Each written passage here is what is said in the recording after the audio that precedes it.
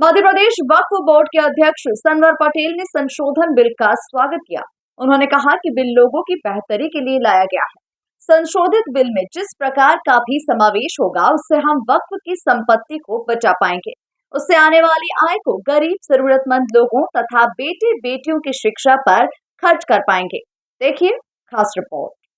केंद्रीय अल्पसंख्यक मामलों के मंत्री किरेन रिजिजू ने लोकसभा में वक्फ बोर्ड कानून में संशोधन से जुड़े 2 अहम विधेयकों को पेश किया। वक्फ बोर्ड कानून में संशोधन बिल पेश होते ही लोकसभा में हंगामा शुरू हो गया।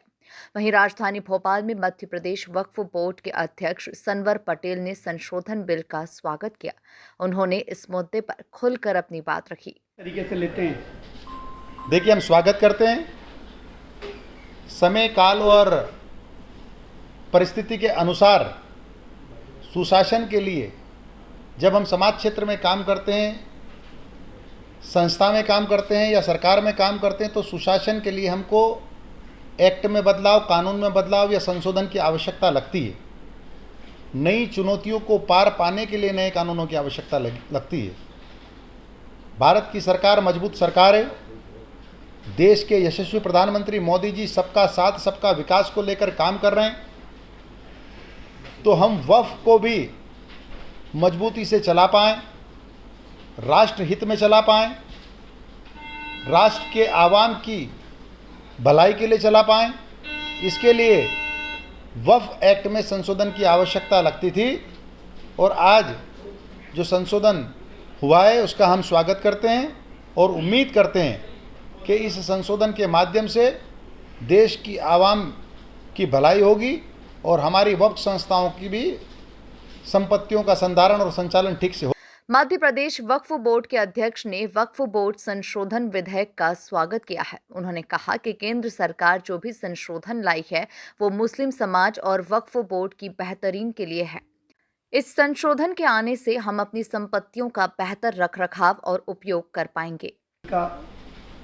देखिए, बिना पढ़े विरोध अगर करना है, बिना जाने विरोध अगर करना है तो कोई रोक नहीं सकता। जिन्होंने स्वभाव अपना विरोध का बना लिया है, जिन्होंने स्वभाव अपना भड़काने का बना लिया है, तो उनको कोई रोक नहीं सकता। लेकिन अंततः उनको भी सही रास्ते पर आना होगा। ये भड़काने की राजनीति को बंद करना होगा और बढ़ाने की राजनीति पर आना होगा। उनको ये देखना होगा कि सैकड़ों करोड़ की संपत्तियां होने के बावजूद भी राज्य वक्फ बोर्ड कितने बेटे बेटियों की फीस भर पाता है, वो तालीम पर कितना खर्च कर पाता है।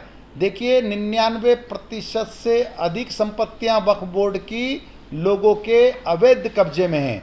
ऐसे असामाजिक लोग, ऐसे तथाकथित गुंडा तत्व जिन्होंने वक्फ की संपत्तियों पर कब्जा कर रखा है, और वो जो वाकिफ़ हैं, मतलब जो दानदाता हैं, जिन्होंने इन संपत्तियों को दान किया है, उनके दान करने का जो निमित्त है, मतलब वाकिफ़ की जो मंशा है कि परोपकार पर खर्च हो, उसको वो रोक रहे हैं। अब भारत की सरकार और राज्यों के बोर्ड वाकिफ़ की मंशा के हिसाब से काम करने के लिए और ज़्यादा मजबूत होंगे और ऐसी संपत्तियों से आने वाली आय को गरीब, ज़रूरतमंद लोगों की मदद पे खर्च कर पाएंगे।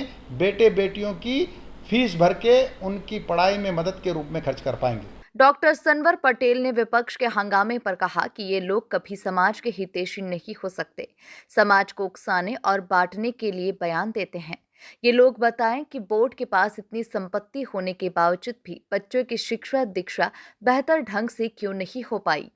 देखिए, इसमें मनाही नहीं है कि किसी ने विरोध किया है तो क्यों किया है, लेकिन उनको पढ़ना चाहिए और उनको इस बात पर आना चाहिए कि हम लोग सुशासन की ओर आगे बढ़े हैं, हमारी सरकार सुशासन की ओर आगे बढ़ी है।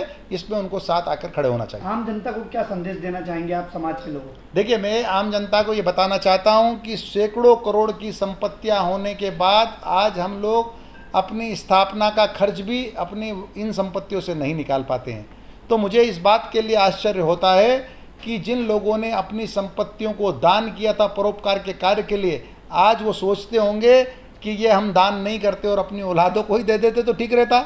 आखिर उन्होंने जिस निमित्त दान किया है उस निमित्त उसका उपयोग होना चाहिए। और मेरी समाज से अपील है कि ऐसे सभी तथाकथित जो लोग हैं उनके चेहरे उजागर करें और वक्फ संपत्तियों की आय को बढ़ाएं और उस होने वाली आय को सही मद में खर्च करने की जिम्मेदारी बोर्डों की है। आय बढ़ते ही हम सही मदों पर खर्च करने का काम हम करेंगे। कुल मिलाकर मध्य प्रदेश वक्फ बोर्ड के अध्यक्ष ने मोदी सरकार के नए बिल पर अपनी प्रतिक्रिया से कई विपक्षी नेताओं को चुप करा दिया। Bureau report, MP news, Bhopal.